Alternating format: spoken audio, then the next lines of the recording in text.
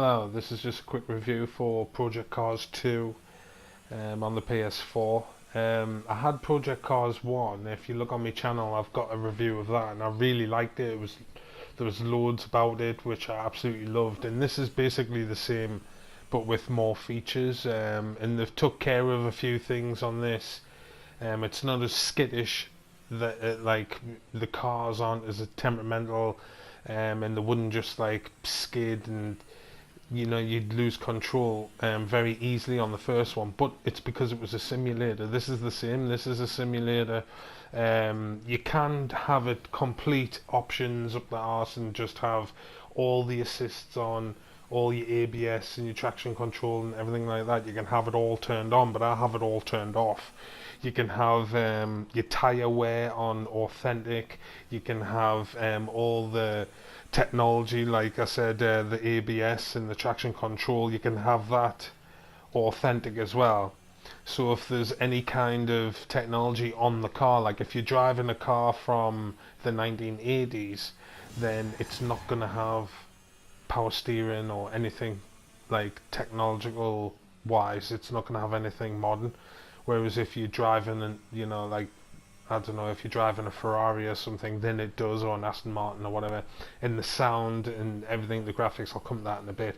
But the options, there's absolutely everything you can change. You can just change everything from your gear ratios and all the actual mechanical setup. You can change the air in your tyres, the compound of the rubber.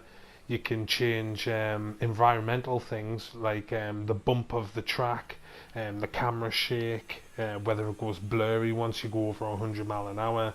There's just so many little options you can just tweak here and there to get the game exactly the way you want it.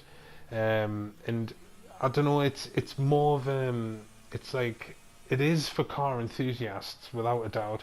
You've got to love cars to really appreciate this game, but even if you don't and you just like a good racing game, you can whack on the drive and race line, you can whack on everything you want to help you win, and you can even like fuck about with the AI. I mean, I've got the AI turned down because I found it really hard. It starts you off on 60% out of 100, and I put it down to like 40 just to test it out to see what it was like, and it was still hard. And plus I was racing with a go-kart, so I put it down to like 30 or something, and that's what I race on now, and that's solid. And if you look, all the controls are on simulation kind of thing, so I haven't got any assists, no driving, braking, steering, anything. So even just pulling away from the line, there's like torque steer where the power of the wheels turns the car because you're pulling on the floor that hard.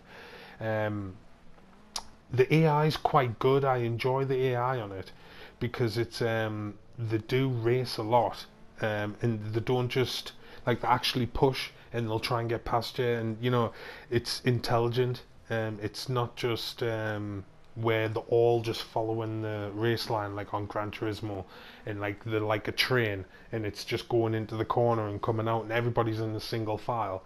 It's not like that. If you slow down, and they've got like spatial awareness, if you get close to them they'll like move aside so you just don't collide into the corners. It's not like they're just stuck on a track on rails and they're just like fucking going around the track no matter what.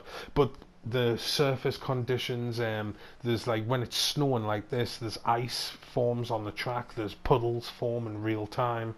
You can all faff about with the weather as well. You can have it times 2, times 5, so you can have up to like I think it's 3 weather slots. So you can have it start sunny, go overcast, and then have it pissing down, and then you can have those weather cycles happen throughout the race, and you can speed it up so they happen quickly, or you can have them in real time, is what I've got.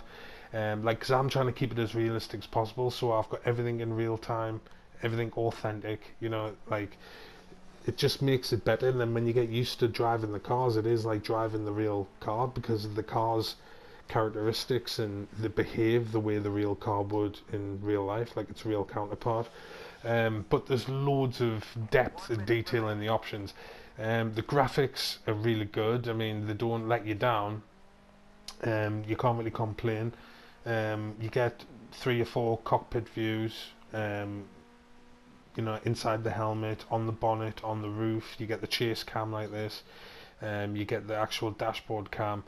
The sound is amazing. All the cars sound really good. They sound just like they do. And especially if you wear earphones. I mean, I'm playing with a pad on this. I haven't even got a steering wheel, but I can just imagine how amazing the steering wheel is, and it's compatible with VR as well. So you could wear your VR with the steering wheel and pedals, and you can look around the cockpit while you're sitting inside the car, and you can drive it as if you're really driving it. So that must feel amazing, because you can actually feel the car losing grip through the steering, and you can tell. You know, it's a lot like driving in real life. You can feel the road as you're driving, which is perfect because you know how to adjust on the fly. Do you need more braking, less braking, more throttle, less throttle? Do you see all the puddles on the apex of the corner there? It's like, because it's starting to rain, they just start building up, and you can aquaplane. You can, you know, lose control just in a straight line.